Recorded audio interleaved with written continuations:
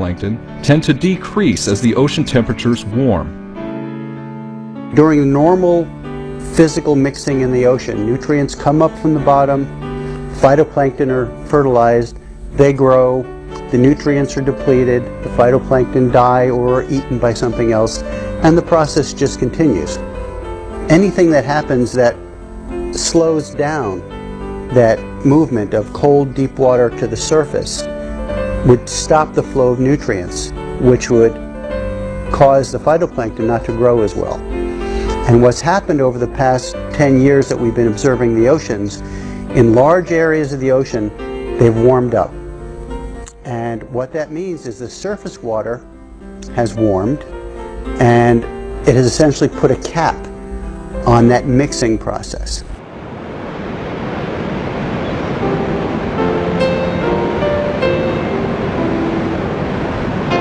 As Earth's climate is changing, so is the ocean.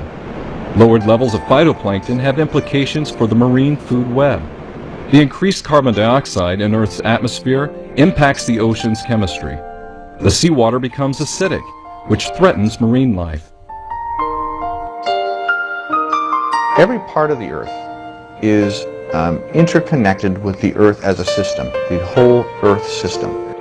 The ocean influences the climate influences the ocean, land influences the ocean.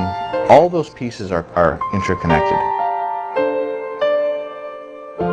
It is more important than ever to track changes in the ocean from space, and new tools are helping researchers study the ocean and the phytoplankton that call it home. As Earth's climate continues to change, researchers will refine their tools and keep a close eye on these powerful marine plants from space. Who knew that something so small could provide vital insight into the health of our home planet?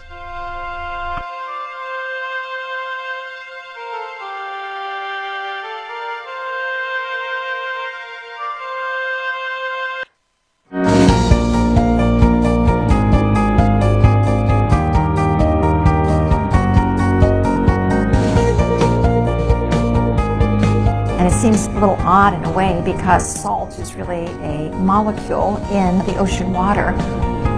But collectively, that salinity plays a role in the ocean circulation. It's these differences in salinity that play a role in the processes that affect weather, climate, sea life, and the whole ocean system itself. And not all oceans have the same salinity. In fact, the North Atlantic Ocean tends to be the saltiest, much more than the Pacific. The salt in the ocean affects its density, just like the temperature affects its density. And the density, meaning the amount of mass per volume, is going to then impact where the water goes as it circulates throughout the globe. Differences in temperature and salt content of the water cause some areas of water to sink and some areas of water to rise. And so we tend to see the sinking water at the poles, the water rising back up at the equator, and if you connect the two together, what you have is an overturning that's deep in the ocean. It's like a big conveyor belt that operates in the ocean. This overturning moves warm water from the tropics toward the poles and cold water from the poles toward the tropics. In this way, the overturning regulates Earth's climate.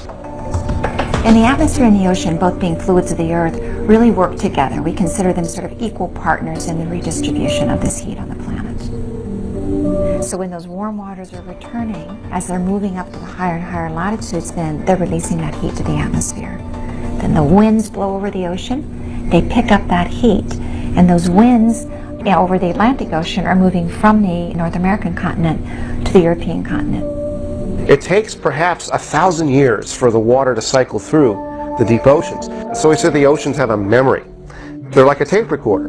Things that happen now will still be manifest hundreds of years in the future as that cold water moves through this giant circulation. So if there's any change to that overturning circulation, that means that Northern Europe and the British Isles would be robbed of that heat due to those waters that are returning to the high latitudes. The oceans are vast, covering 70% of our planet, and so it is no surprise that we still know only a little about this system and how it will respond to change and furthermore create change. Climate change on Earth is complicated by the fact that the ocean moves much more slowly than the atmosphere. So you have warming in the atmosphere, warming in the ocean, but they're occurring at different speeds. So they're out of sync. And that makes predicting what's going to happen in the next 100 or 2 years very, very difficult. Now, what we might expect happens in a very simplistic sense is that as the ocean warms, there's going to be more evaporation. And that more evaporation would mean that the oceans become saltier. But really, it's not just that simple, because there's also evaporation, precipitation, and the ice as well, and that's all wrapped up in the study of the hydrologic cycle. People have been measuring salinity for centuries, but ships and buoys alone cannot match the perspective from space. In fact, a whole quarter of the oceans, larger than the size of Africa, have no salinity data at all. Well, up until now, when we've been trying to understand how density changes impact ocean circulation, we've really just had half the picture. When the Aquarius satellite is launched, scientists, for the first time, can look at salinity of the surface of the ocean from 400 miles above the Earth. But now with the Aquarius mission, we'll be able to complete that other half, and we'll be able to look at the salinity information. And so salinity combined with temperature will give us the information about the density field. In the first 2 months of Aquarius's launch, the satellite will gather more salinity data than in the last 125 years. This mission will help scientists better understand how salinity and ocean circulation are tied to global climate, and how both systems are changing throughout time.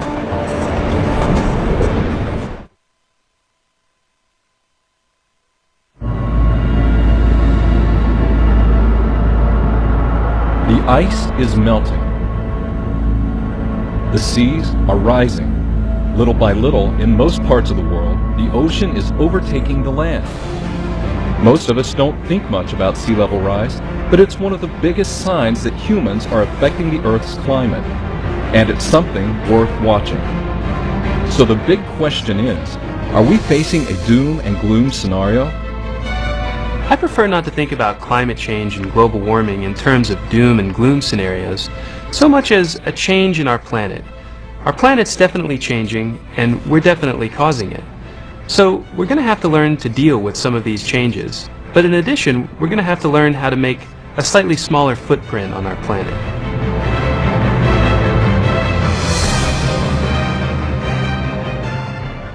Sea level is rising effectively because of global warming. As the planet heats up, then two things happen to the ocean. One is that the temperature of the water increases, and as that happens, the water actually expands and takes up more room. The other thing that happens is that ice that was on land in the form of glaciers and ice sheets begins to melt, and as that runs off into the ocean, it increases the water in the ocean, and it actually raises sea level as well. It's important to understand how the world's ice sheets form, how they change over time, and how fast they are moving into the sea. That's where researchers like NASA's Laura Koenig come in. She recently spent 3 months in Greenland studying the composition of those ice sheets.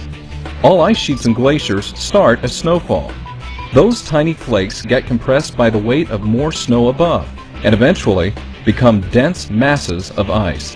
What we're seeing right now on the ice sheets and with glaciers is that they are shrinking in size. And as glaciers on land are shrinking overall, that contributes a little bit to sea level rise.